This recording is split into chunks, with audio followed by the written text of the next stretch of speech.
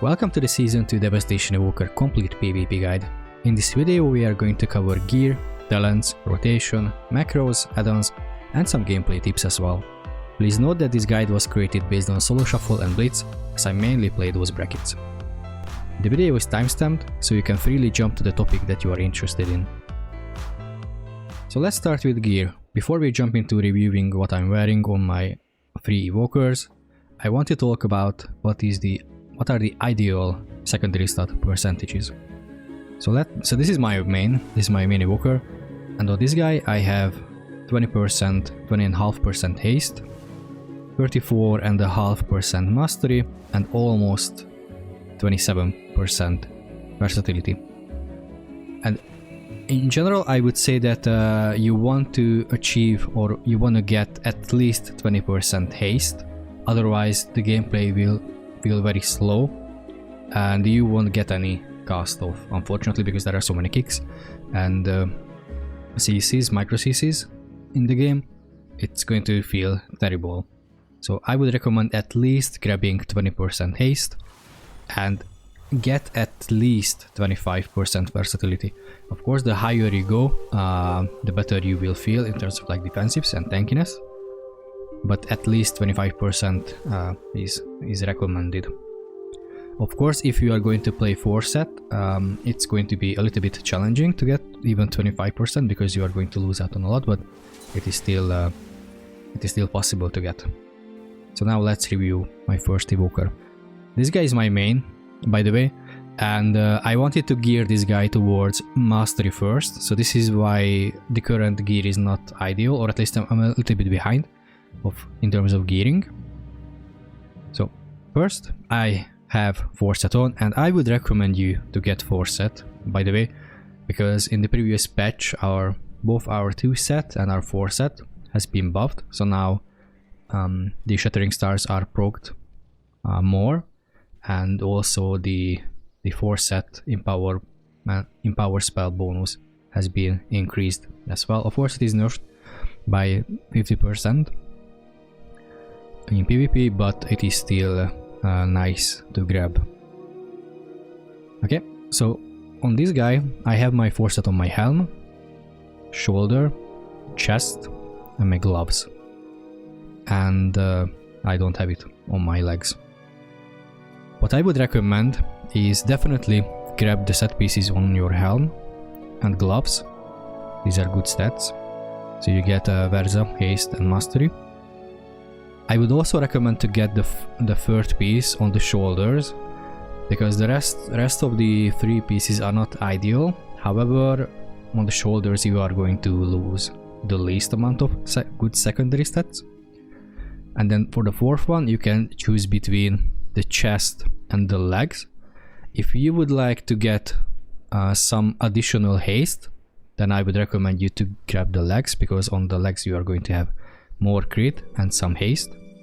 And on the chest, if you want to stack some mastery, then grab the chest, because the chest is heavy on mastery and it will get some more haste. Crit. Okay, so these are the main pieces. On my neck I have the vendor. I didn't have this crafted because, as I mentioned at the beginning, I started gearing this guy towards mastery, and I had the weapon crafted for this guy with ascendance embellishments. During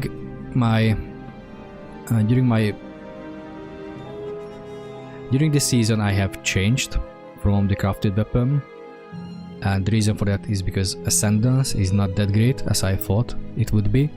So now I'm running Oracle focusing lens on this guy as well, but I didn't use my free 9 heraldry crafting pieces to get my jewelry, unfortunately. But I have this guy from vendor, and the upside of buying the jewelry from the vendor is that you are going to get a lot of versatility. Okay, and the reason why I have 27% versatility on this guy is because I have 2 jewelry pieces from the vendor, and I have 1 crafted, but I get to it. Okay, so I have mastery versatility on my neck, haste versa on my back, Versa Mastery on my wrist.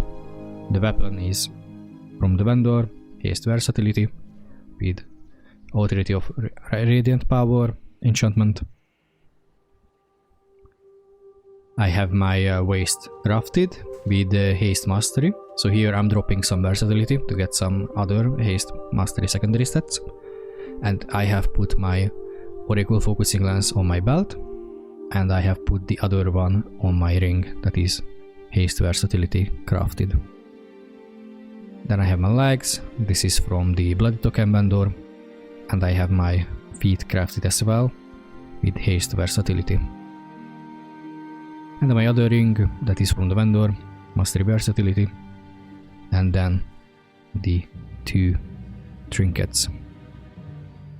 Okay, you can see now all the gems and the enchantments that I'm using, but I would say you can change these. Okay, so don't necessarily copy this build. For me this works out just fine, but I also changed my gems and enchants based on like how much secondary stats I have. But this is what I recommend. If you have at least 20% haste, that you are fine. Of course, if you go above up to 25% or even 30 if you wanna play heavy haste build, I'm also going to show one of my evokers is like that. You can do that, but then you will have to get some or you are going to lose some mastery, of course, and even some versatility, so you will have to balance it out with some gems and enchants. So this was my first and main evoker. So this guy is my second evoker, and I follow a similar approach with this guy. However, with him I have my jewelry crafted. So I'm going to show you guys how this guy looks like. So haste 21.5%, mastery 45%, and we have a little bit less versatility on this guy, 25.5%. So this is how my gear looks like on this guy as well. Same 4 set pieces: helm, shoulder, chest and gloves. But here the main difference is going to be that I have my neck crafted and both my rings as well. So both rings haste versa, and I have the neck as versa mastery. I have my waist crafted as well, same oracle lens, but this guy is mastery versatility. Legs same from the Bloody Token vendor. I don't have the feet yet, I haven't played this guy this week, so this is not a perfect and completed gear on this guy. The rings, weapon, same stuff. In fact, for this guy I have the mastery versatility stuff, because I have a lot of haste from the crafted pieces, so I have balanced it out by grabbing the mastery weapon. Wrist, mastery versa, and back, haste versatility. Okay, so the secondary stats are very similar, though I have followed a different approach for this guy. But same logic that I have used. I have 21% haste, 45% mastery. However, I have a little bit less versa on this guy, but this approach also works, and I'm using the same embellishments, the Oracle Focusing Lens as well. One thing I haven't mentioned yet, but I'm using on all my evokers the recognition gem. Just need to find it. Okay, so on this guy I have it on my helm. I recommend you grabbing the recognition gem. Even though we are not fake casting that much, we get kicked a lot at random times anyway, even if you are not casting, especially in shuffle. So it's definitely worth getting it. If you're not a fan of the precog gem, you can buy the enduring one, which will give you some damage reduction whenever you are CC'd. That is also a very good gem to pick. And lastly, my third evoker. This guy is very haste heavy. So we have 9% crit on this guy, more than 31% haste, 20% mastery, and 25% versatility. So this guy is very heavy on haste, and currently it's specced to Flameshaper, because I was messing with it a little bit. Yeah, so how the gear looks like on this guy. 4 set. However, the main difference is it's not on my chest. I have the chest from the Bloody Scalecommander, Haste Versa, but now I have it on my legs instead because, as I mentioned previously, we are going to get some haste from the leg set piece. Same logic for the jewelry. I have both my rings crafted. I have the focusing lens on these 2 rings.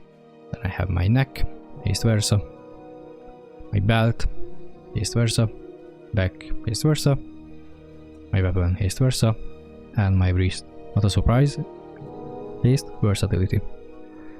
Feet, Haste Versa, so you get the picture, right?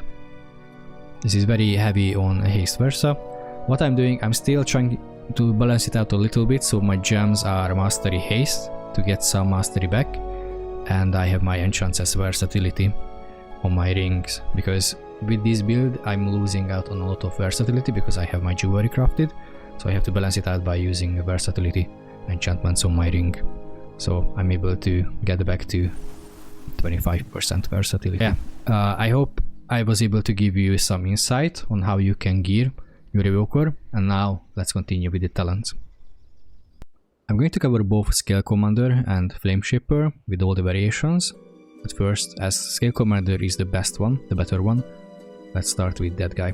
So what you can see on the screen is my default Scalecommander talent build. Of course, based on the matchup, I'm going to change a couple of talents, so let's cover these. I like having innate magic because of the extra essence regeneration.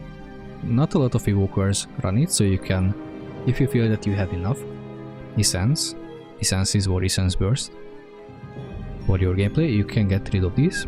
I've seen most of the evokers play with Attune to the Dream because we are taking a lot of damage, and this is going to help our healers to keep us alive, so you can move these points here as well.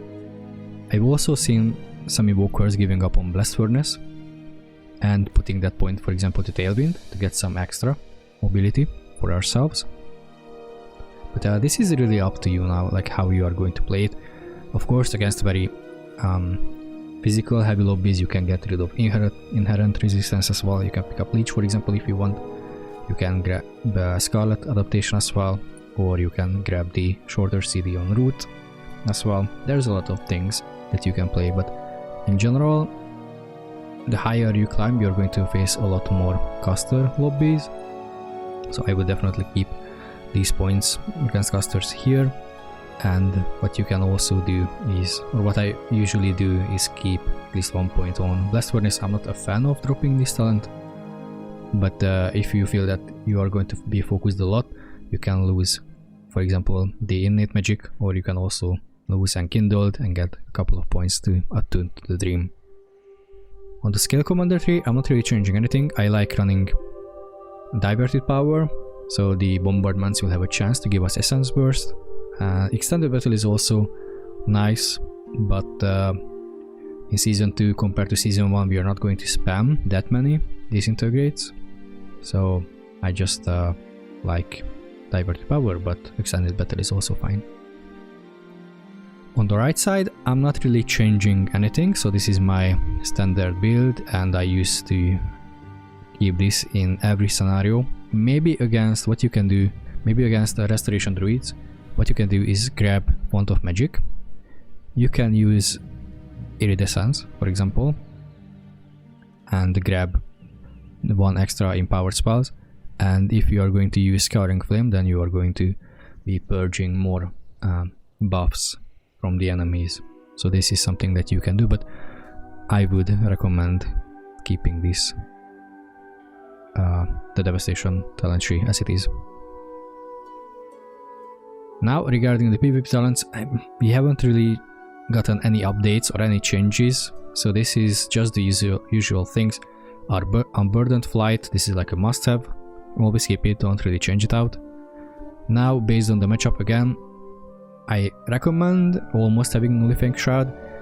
Whenever I'm against mages, I'm going to drop it, because I don't want the mages to steal it. In that case, what you can do against mages, and especially against Frost Mage, to grab either Scouring Flame and Obsidian Metal, or definitely pick Time Stop, because the Frost Mage is a really nasty opponent with the wall and a lot of roots and CC potential on our healers, stun as well. And whenever they are doing this very long extended CC chain with wall against our healer and our team, the best way to shut it down is just to time stop yourself and ignore all the damage for 5 seconds. So yeah, time stop is also a very good talent, and Scouring Flame as well. This is very good just to purge off a couple of buffs. Against Paladins, Preservation Evokers, Restore Druids, this is always good. Good talent choice even against Holy Priests. What the last one I would recommend to use if you like to play very offensive, Chrono Loop. So Chrono Loop is basically an offensive altar time, mage's altar time. If you use it on someone, you are going to get back to their HP. If you are using it on someone who is like very low on health, and they are going to get topped, and after the 5 seconds they will be brought back, both the place and the HP percentage. So this is a very fun ability. You can make a good plays with it, but this is a magic debuff, so this can be dispelled easily by the healers. So yeah, these are the talents that I'm running on Scalecommander. And now let's see Flameshaper. Okay, so this is my default Flameshaper talent build. It is very similar to what we have in Scalecommander. On the left side I'm going to have the similar logic. So if you are against physical heavy lobby, you can lose inherent resistance, you can pick these talents, or you can do it like this as well. You can lose Blast Furnace, get some more tankiness. For example, if you play for, I haven't called it out on the Scalecommander one, but if you run very high amount of haste, you can definitely lose innate magic, because you are going to have faster essence regeneration as well. So feel free to lose it. You can get some self-heal, self-sustain, some more mobility as well. It's literally the same logic than what we have in Scalecommander. Okay, so in the middle I'm just going to cover the selection nodes. So first one is we can have either Trailblazer, so our Hover and Deep Breath, they are going to travel faster, and Hover will travel further as well. Against Tail Swipe and the Wing Buffet, they're going to blind the enemy, and their next attack is going to miss. I would pick the Trailblazer. This could be good against 2 melee, but honestly, as we are going to lose a lot of mobility anyway with Flameshaper, I would definitely recommend grabbing this guy. Here, Enkindle or Expanded Lungs. So Enkindle, whenever we are using Disintegrate on the enemy, it's going to put a debuff on them, and they are going to suffer 20% of Disintegrate's damage as fire over 8 seconds. Against Expanded Lungs, it's going to be a flat 30% damage increase on Fire Breath. Pick Enkindle. And the reason why we are picking Enkindle is how Engulf works, but I will get back to that when I'm going to cover the rotation of Flameshaper. And the last choice node is Life Cinders against Draconic Instinct. I initially thought that the Draconic Instinct is going to be the good talent. So your wounds have a small chance to cauterize, healing you for 30% of the damage taken, but it doesn't heal that much, I'll be honest. It rarely procs, and the 30% heal is not that good, honestly. But with the other one, whenever we are using Renewing Blaze, we are going to apply it to one of our team members as well. And if we are playing Fire Within, we are going to have Renewing Blaze every 1 minute.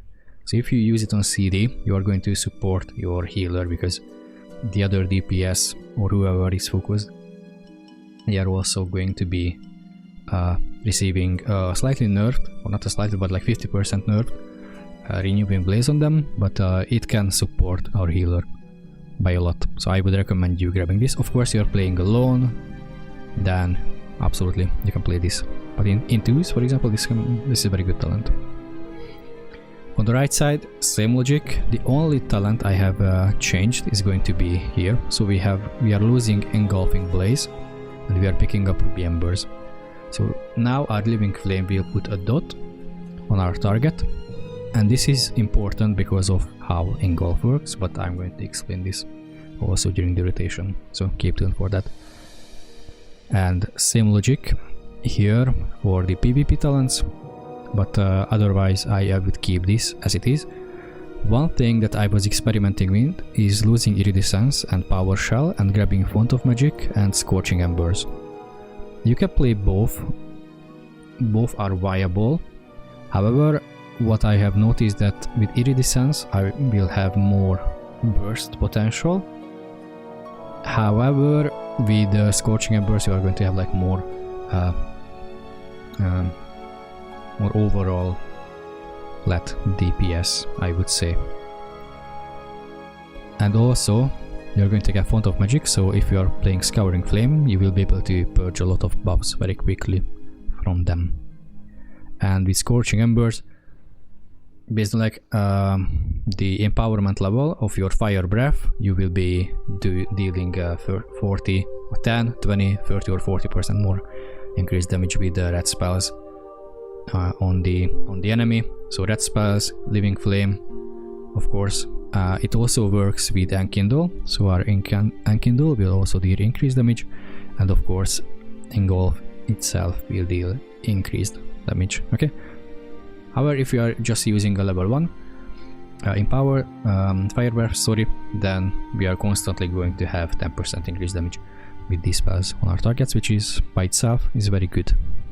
However, what I have experienced that Iridescence tends to put a little bit more pressure on the enemy, but you can experiment with this build as well. It also works. Okay guys, let's continue with the rotation. So I will show you the burst and the standard rotation as well. Okay, so if you wanna like max out your damage, this is what I recommend you doing. Pop Dragon Rage, then Empowered level 1 Fire Breath, Shattering Star, tip the Scales Eternity Surge, then use Deep Breath, and then spam Mass Disintegrates. If you run out of Essence, then use a Living Flame proc if you have. If not, then you can use Azure Strike, and then keep spamming Disintegrates with the 2 Essence Burst procs that you can generate. If you run out again from Essence Burst, you can do it 1 more or 2 more times. Then by then, Fire Breath and Eternity Surge should come off CD, then use them again on the kill target. Okay, so this is how it looks like. Dragon Rage, Fire Breath, Shattering, Deep Eternity Surge, Deep Breath, and Mass Disintegrates.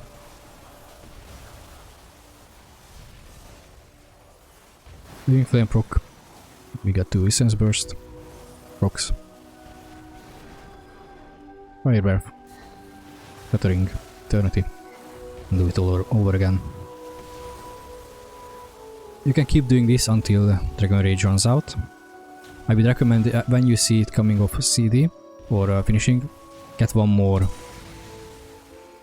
Essence Burst just before it expires. You can use an instant Azure Strike to get 1 more Essence Burst for free. Okay, so this is how you can do your burst. This is like how you can maximize, I would say, your burst damage on someone.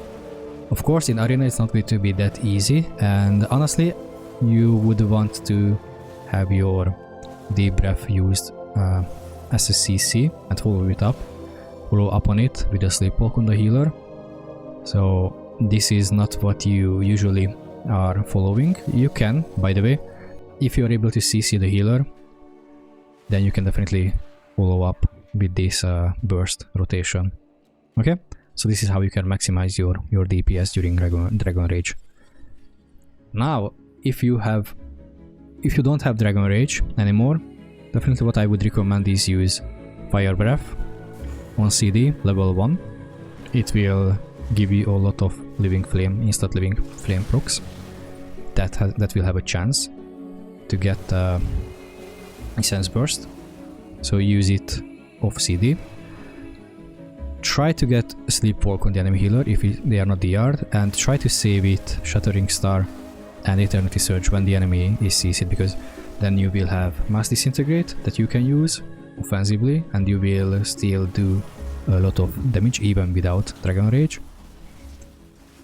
But in general, I would say the standard rotation: use Fire Breath, use Shattering Star, and use Eternity Surge. Okay, so Shattering Star, Eternity Surge, and Fire Breath. If you are able to fully channel all your disintegrates, their cooldown should be aligned. Okay, more or less. It's really up to like how many procs you have, how many interrupts you receive or CC, etc. But by default, this is your standard rotation. Just pump all your disintegrates. Don't worry about anything. I'm not even clipping, by the way, my disintegrates, because I wanna get as much CD reduction of my empowered spells as possible. So I wanna have all my ticks. And see, both my Fire Breath and Eternity Surge came off just before Shattering Star, right? So you can align these 3 spells, and after that you can just dump everything that you have left. Mass Disintegrates, Living Flame procs on the enemy. Okay, if you run out, you can either spam Azure Strike or Living Flame if you want, and if you get lucky, you will have 1 or 2 free Essence Bursts by the time your cooldowns come off CD. So yeah, this is it. Very, very, very simple. Nothing really changed. And this is what you can do when you don't have anything. Of course, you can off heal, CC, peel your DPS, so you don't always have to do this standard damage rotation when you are in arena. But if you don't have any ceilings up, then this is what you can follow and do. Okay, let's continue with Flameshaper. Before we get there, let me just quickly explain you how Flameshaper works.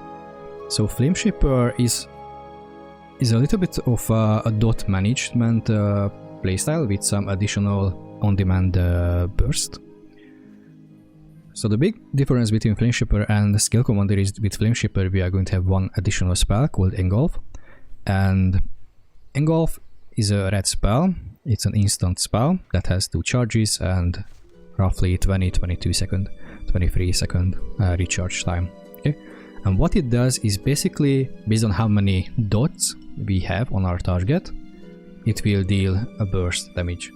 And with the build that we are running, we can have up to 3 dots on our target: Fire Breath, Living Flame dot, and also Enkindle from Disintegrates. And if we have these 3 up, then our Engulf will deal also maximum amount of damage. One additional thing,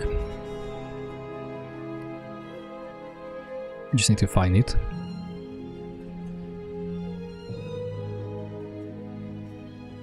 Okay. So one additional thing about Flameshaper and Enkindle. So whenever we are using Enkindle, it will deal a second damage that is going to be Consume Flame.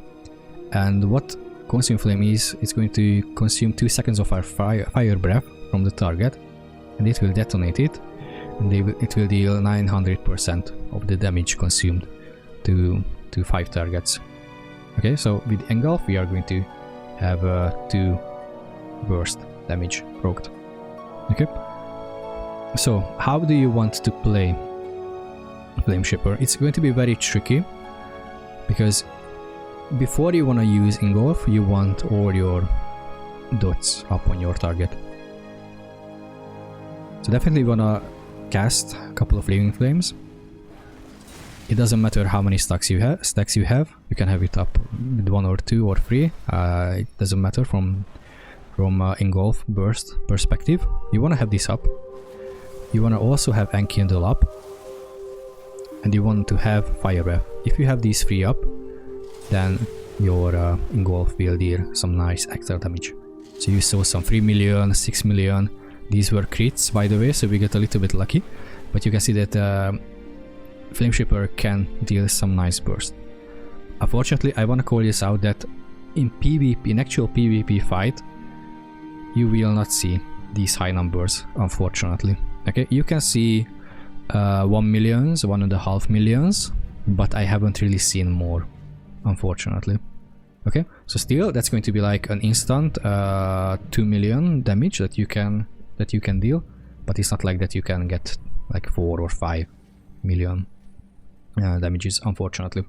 So don't expect that high numbers, but still you can get some nice crits as well. Okay, so definitely with Flameshaper, before you burst, you want to keep all the 3 dots up. If you wanna do even more bigger burst, Shattering Star, Eternity Surge, and then boom, while you have Shattering Star debuff up, you can use your Engulf. Okay, so this is how you can burst. But in general, you can use a similar pattern with but in general, if you wanna do burst, right now I have the Iridescence build. So if you want to maximize Iridescence, what you want to do: Dragon Rage, Fire Breath, Shattering Star, Eternity Surge. And here we have to be very quick, and if we get lucky, we will have a Living Flame proc right away, an instant. Then we are going to use that, and then one Disintegrate, and then Engulf, and then back to Disintegrate. So it's a little bit funny this way, because we definitely want to have 3 dots up before using Engulf, because each of the dots will increase Engulf's damage by 50%. But if you wanna like really min-max, let's apply Living Flame first, then one Disintegrate, then let's do our burst, and ring off, and that. Okay, so the burst is a little bit trickier this time, because you may wanna do Living Flame first, then Disintegrate, and then Dragon Rage, and Fire Breath, Shattering Star, and then Essence Burst or Eternity Surge, and then Engulf. So it's a little bit tricky, but what is important is to use Engulf when you have all the 3 dots up, so you can maximize its damage. One additional thing, I haven't really talked about it, but whenever you are using Engulf, you will reduce the CD of Fire Breath by 6 seconds. Okay, so if your Fire Breath is just about to come off CD right now, don't use it, wait for it to come off CD. Use it and then Engulf. Okay, so you don't waste that CD reduction. So yeah, this is how you play. By the way, your standard rotation, keep as many dots up on your target as you can. It's going to be tricky, but you wanna basically use Engulf whenever you have these 3 up. And of course, just as with the Scalecommander, try to CC the healer first and then use Engulf, because it will deal some nice additional burst damage. It will definitely not one-hit the target, but it can deal some nice 1 or 2 million extra damage on demand instantly. So yeah, this is the hardest part of Flameshaper, is just keeping these 3 dots up, because right now if they get dispelled, if our Fire Breath gets dispelled, we are kind of screwed with this build, unfortunately. And also I would recommend you to keep or create a couple of big auras to track your red and blue iridescence buffs, to make sure that you are not using them when you don't want to, and also make sure that you are not wasting them and don't get them expired. Yeah. So yeah, this is how you play it. This is the standard rotation. Keep the dots up and use Engulf when the Fire Breath is not about to disappear, and also make sure everything is up and running. Otherwise, it's the same thing as a Scalecommander. I haven't really talked about it, but what are the up and downsides of playing Flameshaper? Well, I would say there's more downsides to it compared to Scalecommander, because the biggest issue with Flameshaper is we are going to lose a lot of our mobility. So in Scalecommander with Deep Breath we are going to reset our hover charges, our 2 charges, so we are going to lose it with Flameshaper. and we won't have the ability to steer our deep breath anymore, we will get back the old one, the old deep breath, and it won't deal additional damage, so our deep breath is just a stun on a 1 minute cooldown. So our mobility is hit hard with Flameshaper, and also it is really hard in PvP, in actual PvP combat, to keep the 3 dots on our target, because you have to retreat, run away, you get CC'd, etc. And simply you are just going to get dispelled by the enemy healer, okay? And then you are kind of screwed. So in theory it can work, but in practice it is going to be a lot of pain to put it through. But you can do it. I played with it. You can definitely climb with it. On 2k MMR it's definitely feasible. I tried it on 2.4. I got 1.5 in the lobby, unfortunately, but yeah, if you like Flameshaper and like to meme with it, definitely try it out.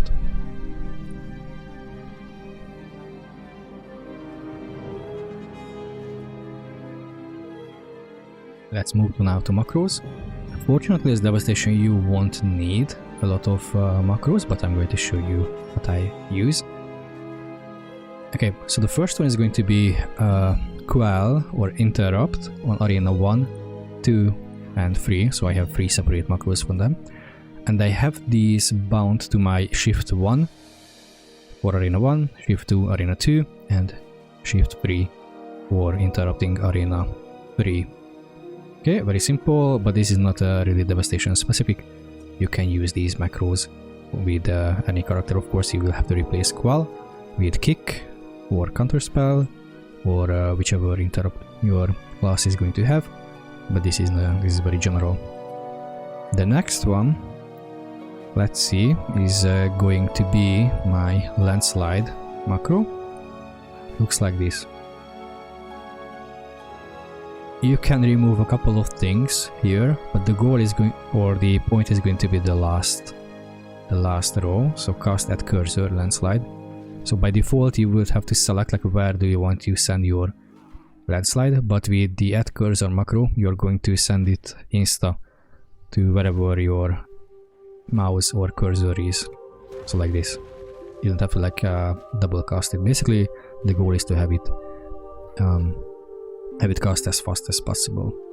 I used to have the same for deep breath, but now with the change of our steerable deep breath, it's not needed. But at cursor, so if you are playing Flameshaper, then this at cursor macro for deep breath should also work. So it should look like this. But with Scalecommander, it doesn't really matter.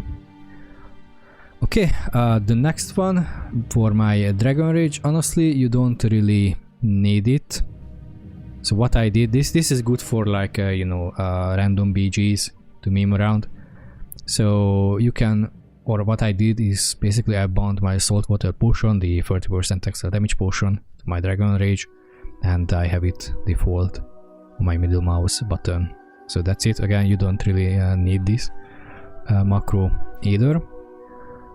So the next one what I have is my rescue, and basically this is the same thing again. I have an at cursor rescue. So once I target my teammate, I will be able to cast rescue without having to double click it. So with the at cursor it's going to become a one click button instead of clicking it twice. So this is why I have an at cursor. You can make it more complex, like adding party 1, party 2 to it. I used to have it like this, but now I have my my mouse with 12 extra buttons. So instead what I changed is I have my party 1, 2 and self selection bound to my mouse buttons. Now I can quickly select someone and then just use this macro to quickly reposition myself or them very effectively. Okay, and the macro I like the most is going to be my stop casting macro. I would recommend you do something similar, and the reason for that is, well, you know, whenever we are hovering we cannot really cancel movement. We cannot really cancel casting with movement, because it will still keep channeling. So for that, I would advise you to create a stop casting macro. Let me show you mine. I have a lot of stuff, by the way, added to this macro. I'm going to cancel my deep breath with this button. I'm going to cancel my time stop as well with the same button, and also I'm going to dismount as well with the same button, right? So kind of like this is my stop everything button, or cancel everything button.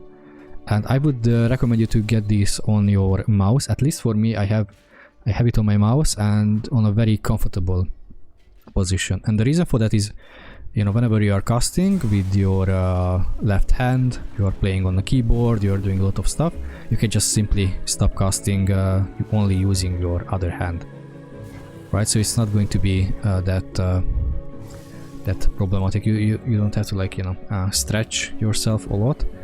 So for me, having this stop casting button definitely worked on having it on my mouse, so I can very quickly just stop casting whenever I want to. And it also works on cancelling my time stop if I need it. Very simple and very quick. We can cancel this very quickly. Same goes for deep breath. I can cancel it whenever I want to with the same button. And why I have dismount, by the way, with Dragonflight, it's not that easy to get off the mount unless you have like a dismount macro. I have a dismount macro as well, but basically I just use my same button to dismount as well. So I have this stop everything button. But otherwise, you can have a very general kick macro. So I have it on my E, my kick. So by default it will kick my target, but if I hold down shift, it's going to kick my focus target. And I have a similar macro to my sleepwalk as well on my Q. So if I spam it on my, or if I just, you know, simply click my Q, it will sleepwalk my target. If I shift Q, it's going to sleepwalk my focus target. So yeah, I only have these very simple macros, so nothing fancy. But I would say most important one is have like a very comfortable stop casting macro, just to make sure that you can stop whatever you are doing mid hover, because movement is not going to cancel it, and sometimes escape is it takes a couple of milliseconds to reach. Yeah, that was it for my macros, and now let's move to the add-ons. For my add-ons, I'm not going to spend a lot of time here because I already created an add-on guide half a year ago, roughly, and it is still mostly up to date. However, I'm going to call out or show you the add-ons that I have started using ever since, or maybe I have replaced a couple of them with new ones. So I'm just going to talk about the new ones. For the rest, for example, for the weak auras, I would recommend you checking out my add-on, because I'm showing you basically all the weak auras, or most of the weak auras I have, with the links and everything you need to install them as quickly as possible. So for the add-ons, the new ones that I have is just here right away. So I'm not using Plater anymore. So in my add-on guide, I show you my Plater profile. If you're interested, you can still check it out and implement it. But now I'm using Better Blitz Placed, and I'm just quickly going to show you how it looks like, how you can set it up. And luckily it's very easy. And you will have already a lot of pre-built profiles that you can select from. So a lot of rank 1 players have shared their profile with the add-on creator, and you can just quickly copy paste and have all their setup enabled to you. So I highly recommend you checking all these out and use the one that fits you the best. Honestly, I cannot really tell like which profile I'm using, and I don't want to play with it, but I'm definitely using one of these. And one other very good thing about this add-on is the totem indicator. So here you can hide a couple of totems that you don't want to see right? So let's say Stone Bulwark totem, you don't want to see like the icon or health bar of this totem because you're not interested. Then you can tick these boxes. You can hide both the icon and the health bar as well. However, if you see, or if there's an important totem for you, for example, for us Tremor totem is important because you cannot sleepwalk. With Tremor totem, then you can make this an important.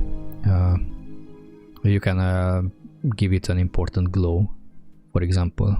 But anything that here you feel like is not interested for you, then you can hide their health and icon. So this is a very good part of the profile, or this is a very good part of this add-on. And there's a lot of other things that you can change or mess around. I haven't really touched anything, I'll be honest.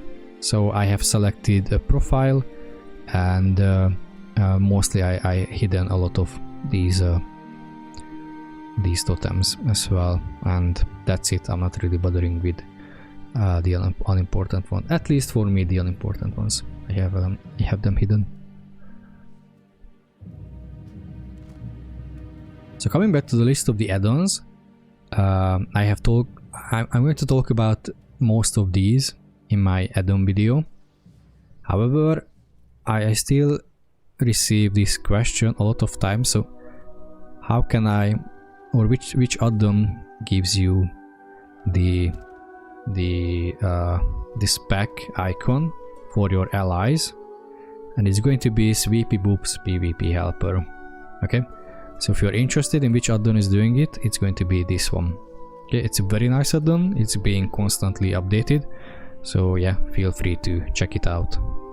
Okay, otherwise all my add-ons I'm covering in my add-on video, so I'm not going to go very deeply in them. If you are interested, like at the beginning of the video when I talked about my gear, like how did I show you in that format, it's Narcissus. Okay, so it's this add-on. If you click it, you will be able to show your or see your gear and stats with the help of this add-on. Okay, all the other add-ons I'm going to cover in my add-on video, so I'm going to put a link in the description for that video. Feel free to check it out. And lastly, some tips for you guys. So first, I want to talk about targeting and what I would recommend you guys to do. If you go to key bindings, there's going to be a section called targeting, and here you will have a lot of options. What I would suggest to do is have a key bound to target self, party member 1 and 2. For this is important to quickly off heal or rescue or dispel. Okay, so Cauterizing Flame, you can remove hacks quickly from your healer. You can off heal, all the good stuff, remove poisons, for example. And you don't necessarily have to get a mouse that I have, the MMO mouse with a lot of side buttons, but for example I have my targeting bound for myself and my party 1 and 2 on my mouse.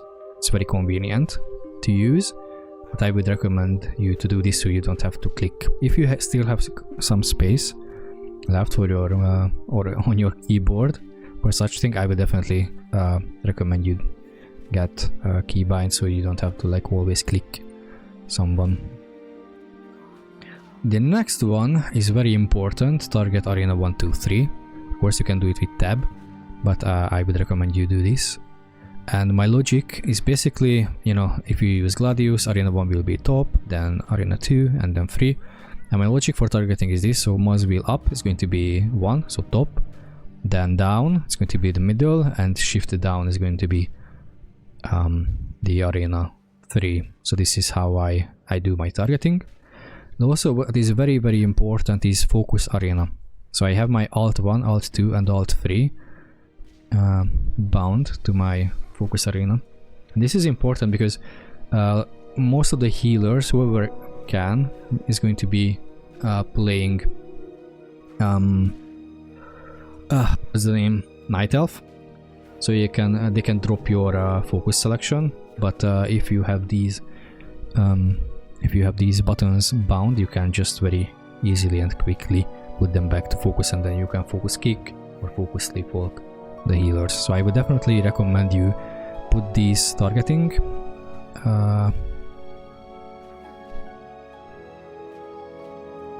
So what I would recommend you to put these self-target and party 1-2 targeting into buttons. If you have some left over, definitely bind these target arena 1-2-3 and also focus arena 1-2-3 into buttons. Hopefully, maybe these will give you some idea where can you put some additional keybinds to which keys or which key combinations. Okay, the next one, how to start a game in shuffle, or what do you do, what should you do in the first couple of seconds. What I usually do, of course, let's say that we don't have a rogue, right, or a mage in the lobby, in the enemy team at least. So what I usually do is when the gates open, I put my shroud up, I mount up, I start approaching the enemy team is there. Before I really do anything, I usually spend one hover charge to get closer, and maybe 1 or 2 disintegrates, usually 1, to slow down the healer, and then try to sleepwalk the healer.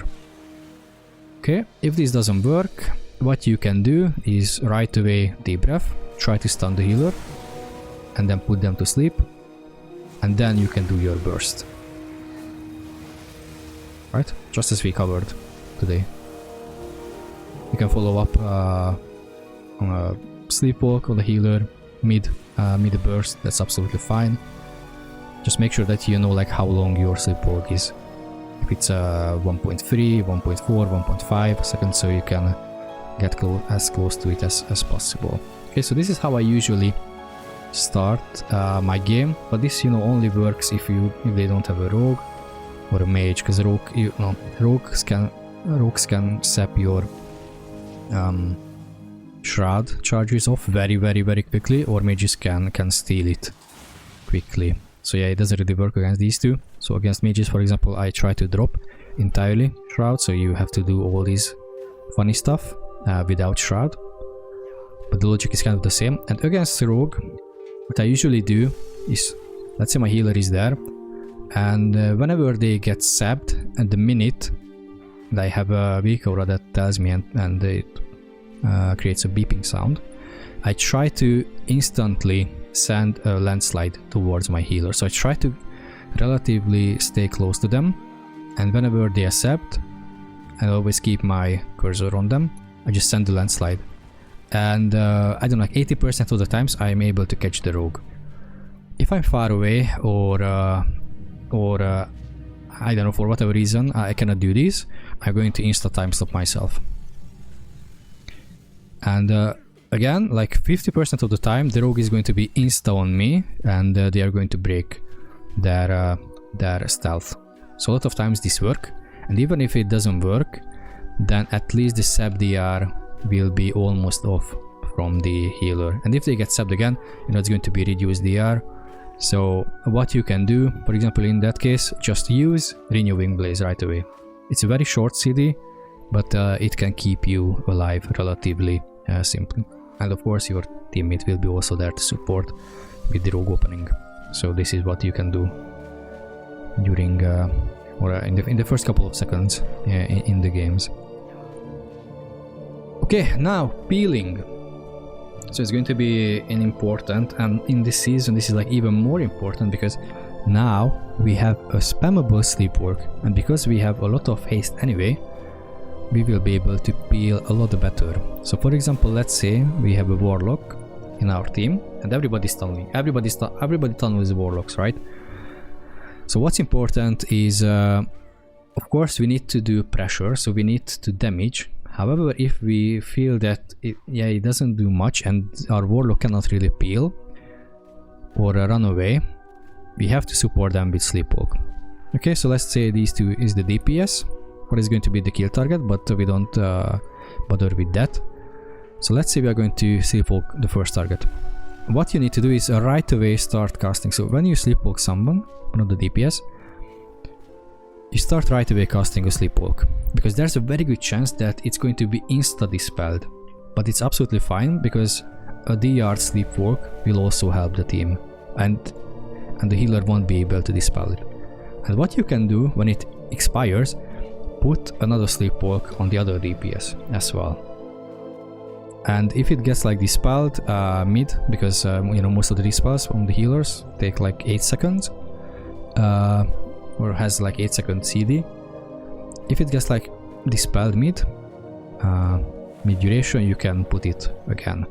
And don't worry about you know, sleepwalking a kill target, because you know, it won't do any issues.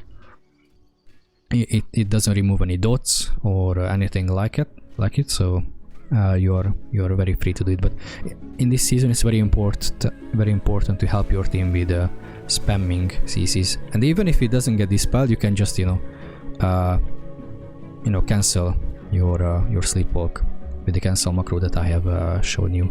It's very simple to do it. Okay, so it's very important to peel, and don't be afraid to spam sleepwalk on the enemy team, and don't worry that you're not dealing damage right away. You can, for example, do this when, let's say, most of your abilities are on CD, or you don't have anything to cast, you don't have essence. For example, in this case, you cannot really do much. What we can do is sleepwalk, for example.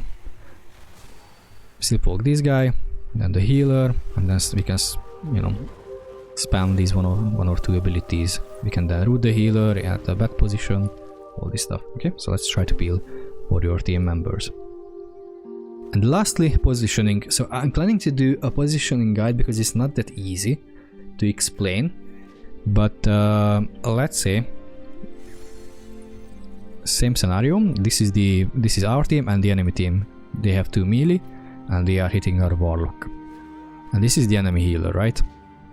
So enemy healer, enemy DPS, and our team. So what do you want to do? Definitely, what you want to avoid is standing on these guys. Okay, you don't want them to cleave you. Sometimes it's not easy. They have a Death Knight, they grip you in, or maybe your DPS will kite towards you. That also happens.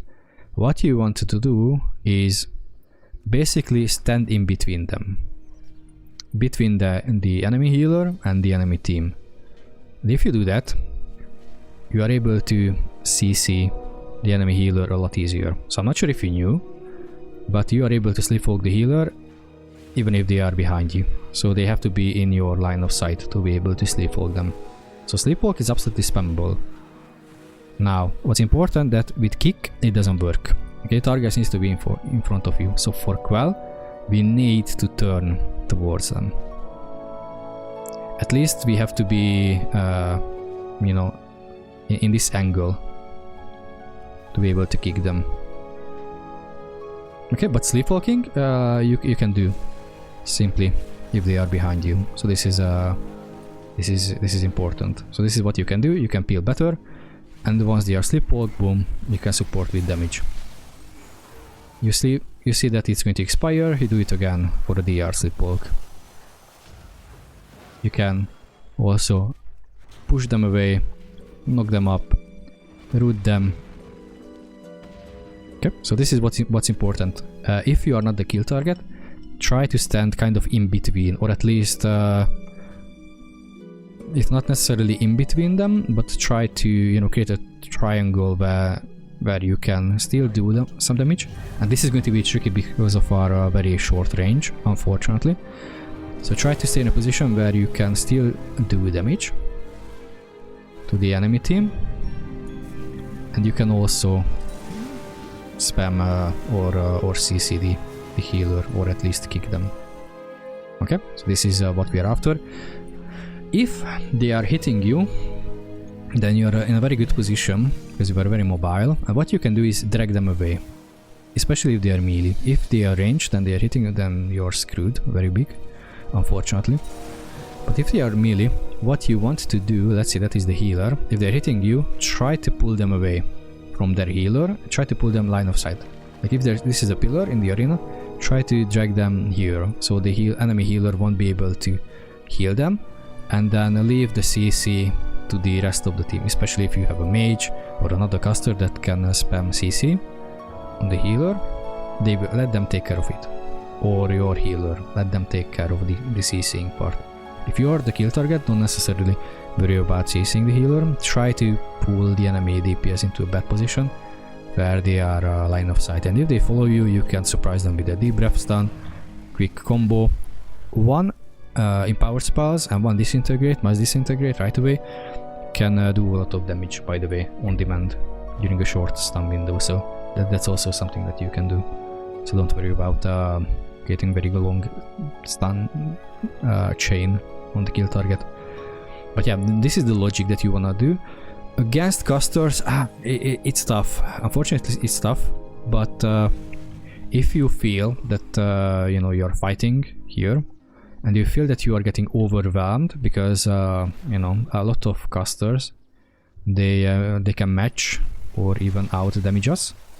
If you feel that you are getting overwhelmed, always leave at least one hover so you can pull away and pull back behind the pillar.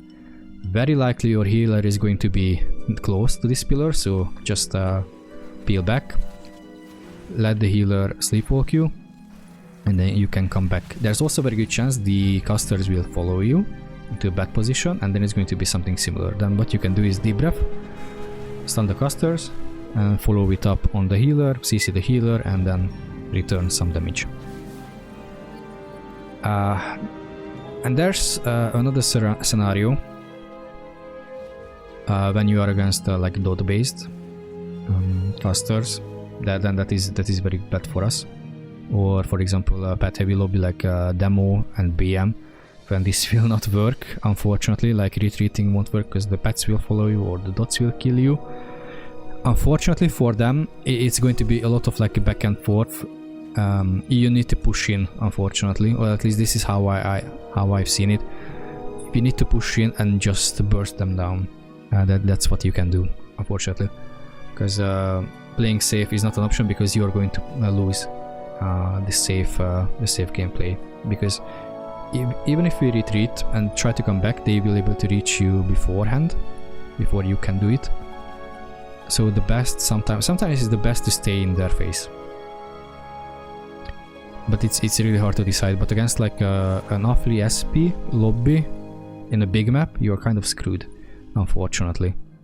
And you will have to, in that case, you will have to CC a lot the DPSs and try to, you know, shut their burst window down, or at least when they are bursting, try to go back and then return when their burst window is over. But it's tricky. It's not that simple.